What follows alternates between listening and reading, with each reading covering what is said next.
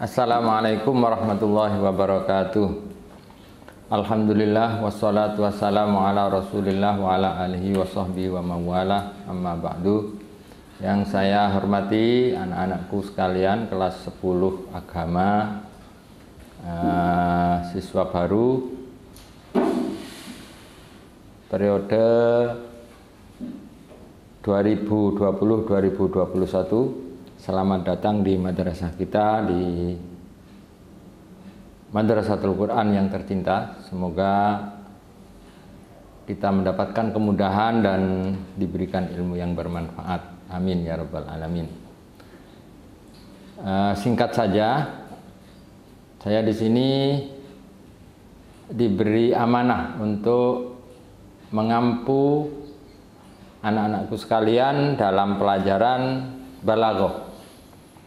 Jadi sebagai mukaddimah, balaghah ini sebetulnya adalah pelajaran lanjutan, di mana jika santri sudah mengenal ilmu nahwu terutamanya, kemudian ilmu shorof, kemudian tak kalah pentingnya adalah bahasa Arab, walaupun tidak secara maksimal ya, tahu bahasa Arab, mestinya baru balaghah begitu. Untuk itu kita perlu mengenalkan pegangan ya. Nanti kita akan memegang atau memakai kitab yang disebut Qawaidul Lughah ya. Ini seperti ini kitabnya, Qawaidul Lughah ya, Al-Arabiyah. Dalam kitab ini yang dibahas pertama memang nahwu dan shorof, sehingga balaghah berada di halaman terakhir. Karena dia adalah ilmu lanjutan sebetulnya. Namun karena supaya kita ini bisa berbareng, dapat nahwu, shorof, bahasa Arab, juga tata bahasa Arab yang masuk dalam ilmu balaghah ini. Nah, untuk itu perlu saya kenalkan, kita nanti akan mempelajari beberapa bentuk atau macam-macam kalimat, kalam dan kalim ya. Jadi saya perlu Anda adik-adik ini perlu mengetahui pembahasan pertama itu apa untuk balaghah. Balaghah untuk pertama itu akan membahas tentang fashohah. Fashohah itu nanti akan terbagi beberapa bagian. Kemudian setelah fashohah selesai akan membahas tentang balaghah. Demikian pula balaghah juga akan terbagi menjadi beberapa bagian. Nah, untuk itu mungkin kalian ingin mengetahui bahwa pembagian balaghah ini ya, sekup pembelajarannya ada di dua macam. Kalau kita tulis seperti ini, al-balaghah ya, al-balaghah. Nah, nanti pembahasannya ada dua. Balaghah itu ada al-fashohah, al-fashohah.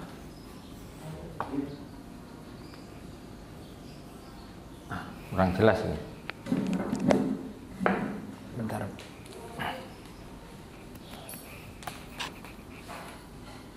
Al-fashohah ya. Nah, kemudian pembahasan kedua al-balaghah. Namun secara umum ilmu ini disebut ilmu balaghah itu ya. Nanti dalam pembagian pembahasan secara rinci, fashohah itu akan mencakup 3 pembahasan. Ya, cukup ini saja dulu balaghahnya, kita cancel di kemudian karena ini masih pengenalan. Fashohah ini pertama akan membahas fashohatu al-kalimat ya, al-kalimat. Fashohatul kalimat. Kemudian yang kedua fashohatul kalam. Nah, yang ketiga fashohah al-mutakallim. Nah, jadi pembahasan kita nanti ada pada 3 materi ini: fashohatul kalimat, fashohatul kalam, fashohatul mutakallim. Jadi cakupan pertama yaitu seperti itu ya. Nah, Anda perlu tahu Apa sih yang disebut fasohah?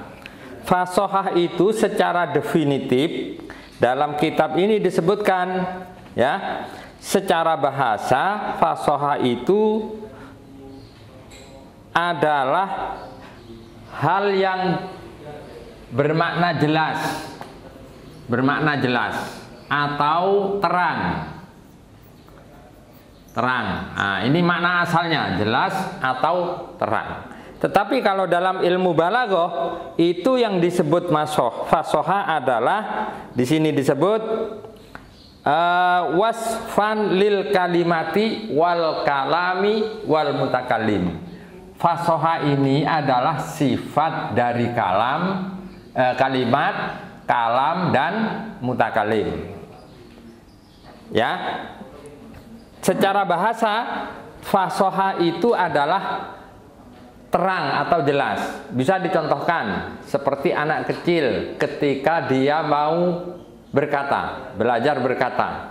Anak kecil ini disebut afsohas sobiyu. Bisa dikatakan afsoha as-sobiyu. Ya, idza bana atau wadhahara kalamuhu, ya. Kalamuhu boleh, fil kalam juga boleh. Anak kecil ini fasih dalam berbicara. Nah, ini bisa dikatakan afsoha. Maka dalam ilmu balaghah fasohah ini mempunyai 3 skup. Ada fasohatul kalimat. Jadi rentetannya nanti ada fasohatul kalimat. Kalimat dalam bahasa Arab, baik di dalam kitab-kitab kuning atau kitab-kitab kutubus salaf atau Al-Quran, itu ada kalimat yang fasih, ada yang tidak fasih. Nah, kalau tidak fasih nanti mesti ada hal-hal yang mengurangi kefasohannya. Misalnya dia ada ilat atau ada apa, nanti kita pelajari di belakang. Kemudian skup kalimat ini akan meningkat menjadi kalam. Setelah kalam menjadi mutakalim.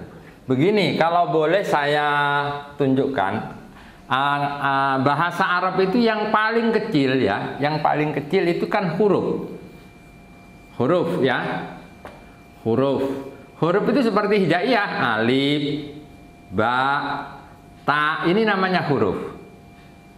Al-harful hijai namanya, ya, huruf hijaiyah.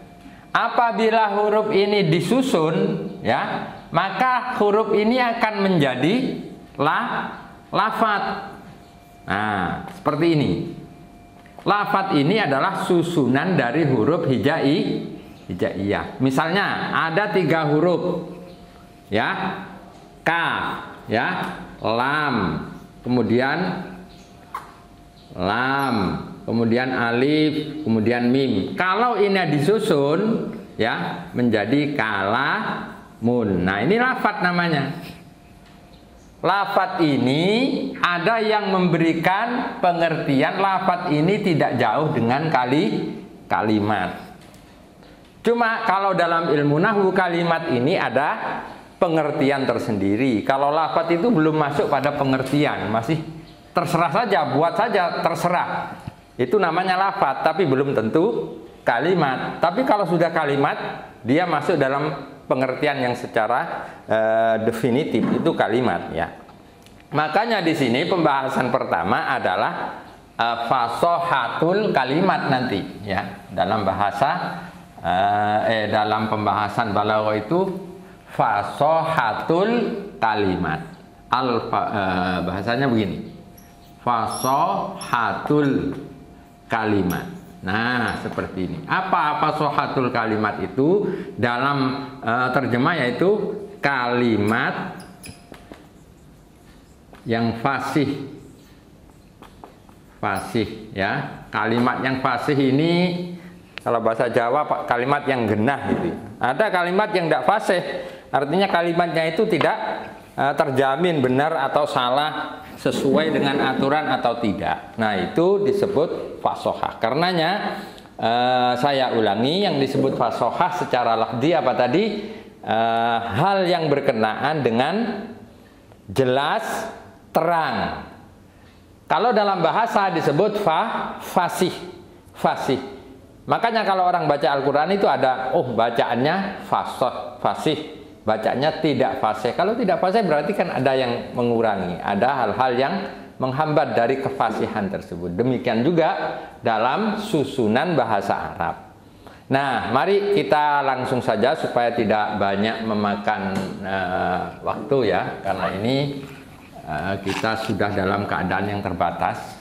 Kita masuk saja dalam pembahasan fasohatul kalimat ya. Jadi pertama saya beri makna al-fasohah secara lafzi yaitu tubna. Ya, ini ditulis di sini, nanti kalau kalian punya kitab secara lafzi itu disebut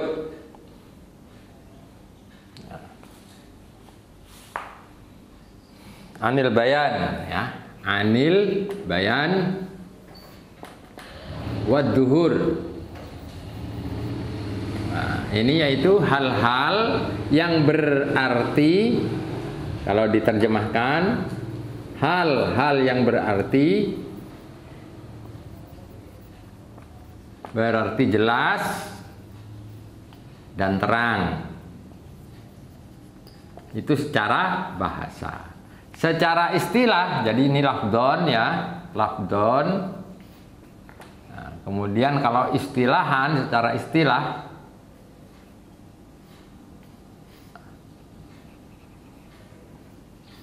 nah ini wasfun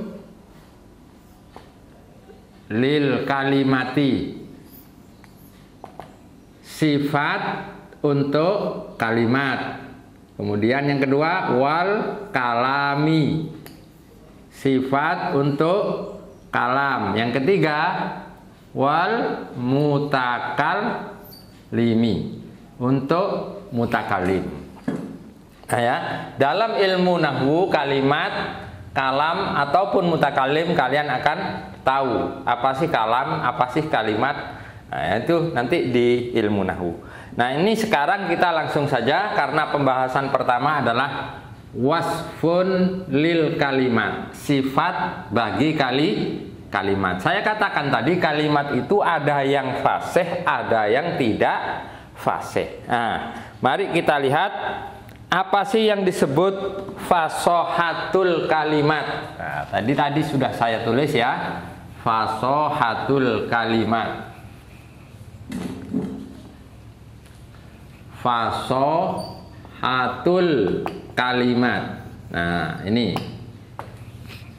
fasohatul kalimat kalau kita baca dalam kitab ya, fasohatul kalimati salamatuha min tanafuril hurufi wa mukhalafatil qiyasi wal gharabati. Saya ulangi, fasohatul kalimati salamatuha min tanafuril hurufi wa mukhalafatil qiyasi wal gharabati. Jadi yang disebut fasohatul kalimat secara pemaknaan istilah itu salamatuha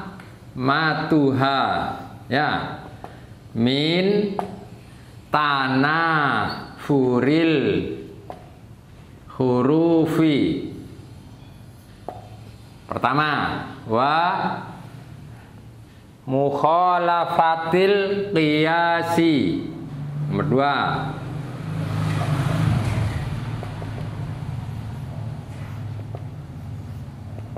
nomor tiga, wa al-gharabah ya, al-gharabah. Nah, masing-masing ini akan kita beri penjelasan. Yang disebut fasohatul kalimat, kalimat yang fasih adalah kalimat yang selamat dari tiga ini. Jadi tiga penyakit ini apabila tidak ada dalam satu kalimat, menurut ilmu balaghah, maka kalimat ini bisa disebut kalimat yang fasih. Apa tiga itu? Pertama adalah tanafurul huruf. Apa sih tanafurul huruf? Artinya di sini disebutkan fatanafurul hurufi wasfun fil kalimati yujibu saklaha alal lisani wa usrin nutqi biha. Tidak perlu saya tuliskan, saya terjemah saja. Yang disebut tanafurul huruf adalah sifat, ya, sifat bagi kalimat yang menyebabkan kalimat itu berat untuk diucapkan. Saya ulangi, yang disebut tanafurul huruf adalah sifat dari kalimat atau bagi kalimat yang menyebabkan kalimat itu sulit atau berat untuk diucapkan. Jika ada satu kalimat sulit untuk diucapkan, maka itu kalimatnya disebut kalimat yang tanafur. Nah, begitu ya.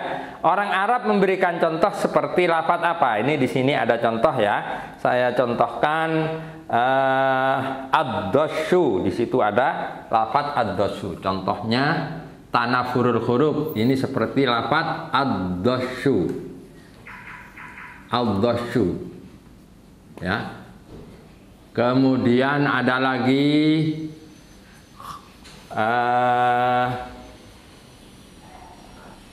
hu. Kemudian ada lagi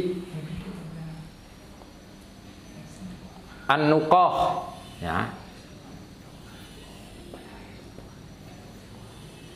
Apakah ada lagi di situ? Ada mustashzar.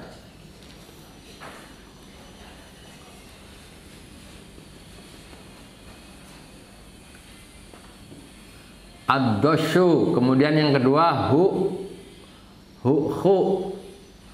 An-nuqah.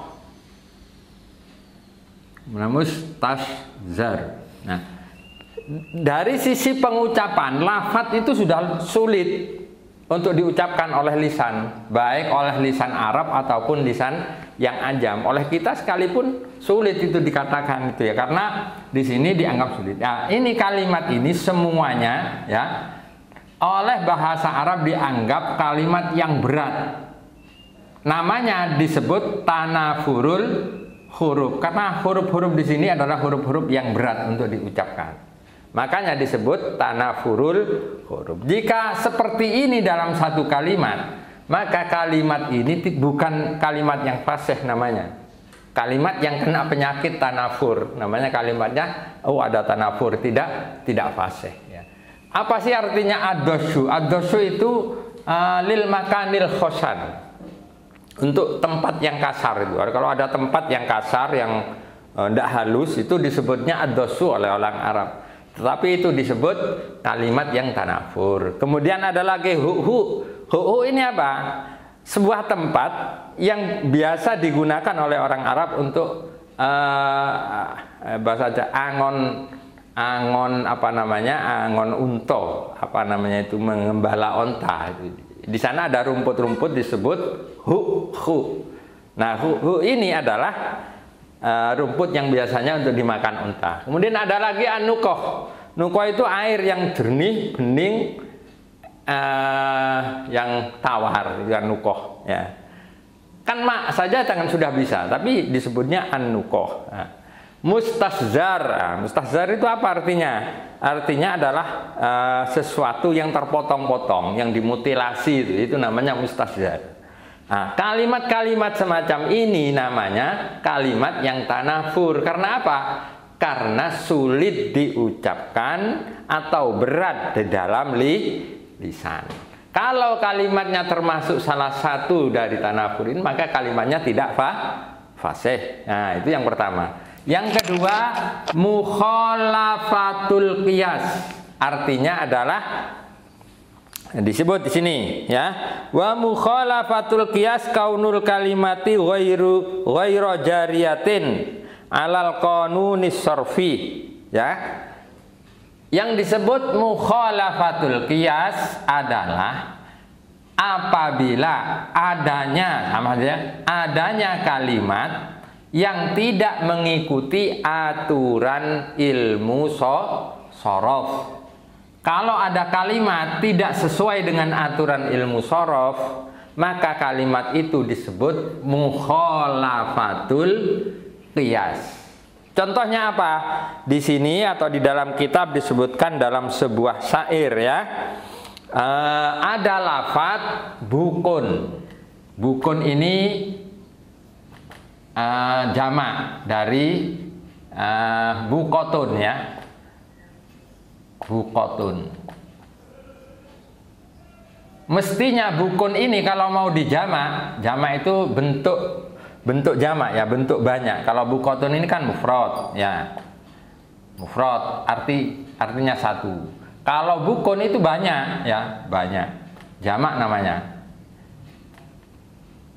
Banyak atau jamak ya.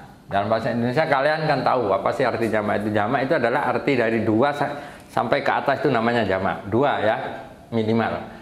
Bukun padahal aslinya kalau bukotun ini mau dibuat atau dibentuk dalam bentuk jamak bukan bukun, harusnya ikut wazan af'alu ya. Jadi seperti abwakun, mestinya harus begitu ya. Abwakun ini yang benar. Tetapi dalam syair dituliskan bukun. Nanti kalau dalam ilmu ma'ani selanjutnya boleh itu kalau dalam syair alasannya untuk lidharuratis syi'ri namanya ya. Sehingga boleh saja diartikan seperti ini, ditulis seperti ini.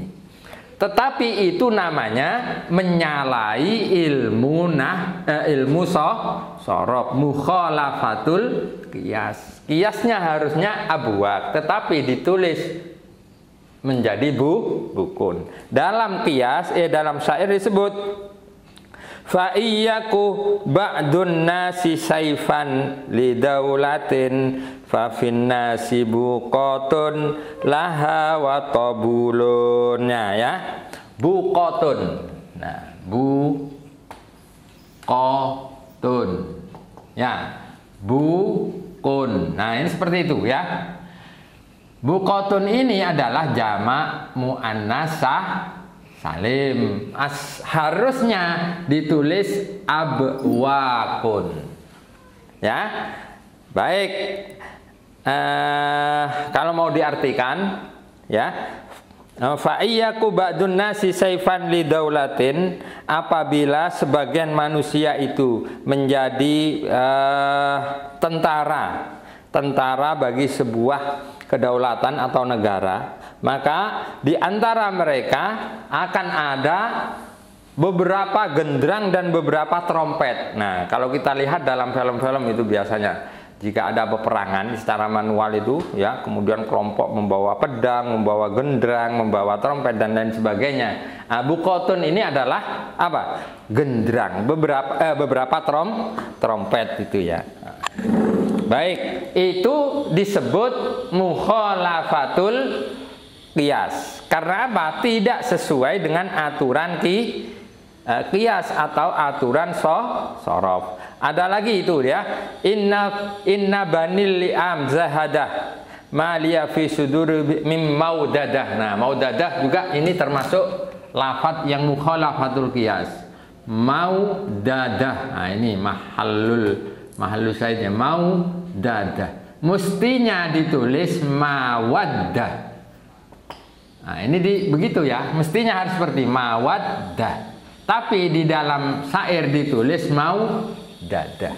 Nah, itu mukhalafatul qiyas. Jika ada seperti itu, maka syair ini disebut karena lafadznya itu seperti itu, mukhalafatul qiyas. Syair ini tidak fasih ya, karena menyalahi apa? Menyalahi aturan ilmu shorof. Yang terakhir dalam bentuk fasohatul kalimat, apabila kalimat ini selamat dari yang disebut ghorobah, ya. Ghorobah. Apa sih ghorobah itu? Kaunul kalimati ghairu dhahiratil makna. Ada kalimat yang tidak jelas maknanya, itu disebut ghorobah dalam bahasa Arab, ya. Nah, kita mengenal makna ghorobah itu. Gharibun itu kan tidak terkenal, terpencil, itu gharibun artinya, tidak terkenal. Nah, kalau ada lafadz yang artinya sulit, tidak ketemu, ya, tidak dikenal artinya, maka lafadz itu disebut atau kalimat itu disebut kalimat ghorobah.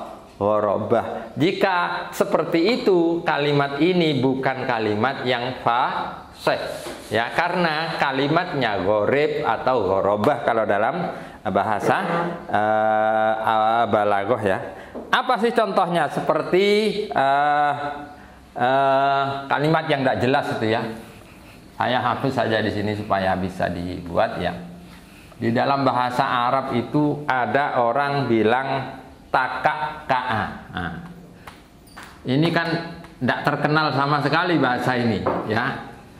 Takak-ka'a. Apa artinya takak-ka'a? Ya. Artinya itu ijtama'a.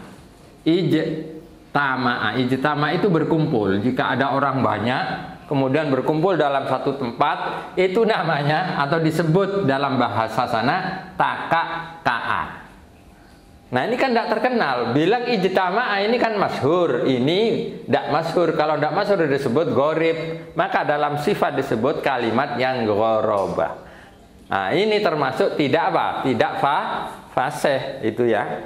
Kemudian ada lagi orang bilang di sana itu ifrongko'a. Ifrongko'a. Ifrongko'a. Nah, ifrongko'a itu fi'il madinya. Kalau fi'il apa namanya? Fi'il amar ifrongki. Nah, seperti itu, ya. Ini kalimatnya juga gharib. Tidak fasih ini, ya. Jika kalimat seperti ini ada dalam susunan, maka susunan itu tidak fasih. Karena apa? Kalimatnya gharib atau ghorobah. Artinya apa sih ifrongko'a itu? Ifrongko'a itu mengusir, ya. Sama di sini disebut dijelaskan apa namanya? Insorofa, ya. Insorofa. Atau kalau fi'il amar insorif, ya. Bilang pergilah misalnya begitu. Ifrongki. Nah, seperti ifrongki. Nah, ini bahasanya dikenal tapi tidak masyhur sehingga gharib, ya. Nah, ini namanya kalimat atau huruf yang tidak fasih. Ada lagi contoh di sini disebut itlahamma, ya. Itlahamma. Nah, artinya apa? Itlahamma bimakna istadda. Istadda ini bisa berarti sangat, bisa berarti gemuk, ya. Itlahamma itu terlalu gemuk, terlalu besar, ya, terlalu kuat, terlalu apa itu istlahamma. Nah, ini lafadznya tidak fasih. Disebut apa? Lafadz yang gharib atau sifatnya disebut ghorobah. Sehingga kalau dari 3 kriteria ini, kalimat ini ada atau tidak selamat, ada tanafurul huruf, ada mukhalafatul qiyas, atau ada ghorobah, maka kalimat ini disebut kalimat yang tidak fasih. Apabila 3 kriteria penyakit atau ilat ini tidak ada, maka kalimatnya disebut kalimat yang fasih. Contoh seperti ini, takak-ka'a ini tidak fasih. Tapi yang fasih adalah ini fasih. Ya, contohnya yang mudah seperti itu. Ini tidak fasih karena ghorobah. Ini fasih karena biasanya takak-ka'a ini bermakna ijtama'a. Nah, seperti itu, ya. Kalau tadi itu ad-dos ini tidak fasih. Yang fasih apa? Ad-dos itu adalah makanun. makanun khosan, nah, tempat yang kasar. Ya bilang saja makanun khosan, ini fasih, ini tidak fasih. Kenapa tidak fasih? Karena hurufnya tanafur, ya. Kemudian tadi fasohatul kalam. Demikian pula seperti fasohatul kalimat, fasohatul kalam ini sama. Nanti adalah kalimat yang kalam yang selamat dari 3 hal. Kemudian setelah itu nanti kita akan membahas tentang fasohatul kalim.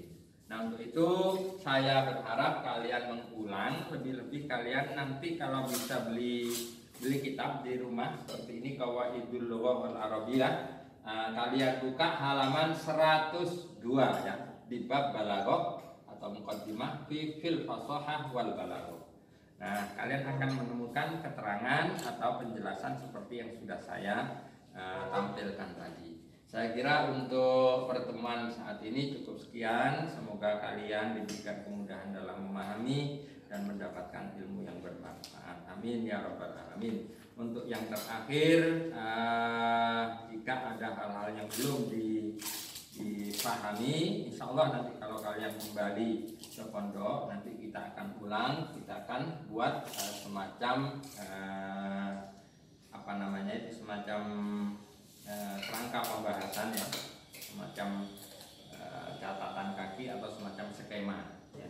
Semoga bisa dipahami, kurang lebihnya saya mohon maaf. Assalamualaikum warahmatullahi wabarakatuh.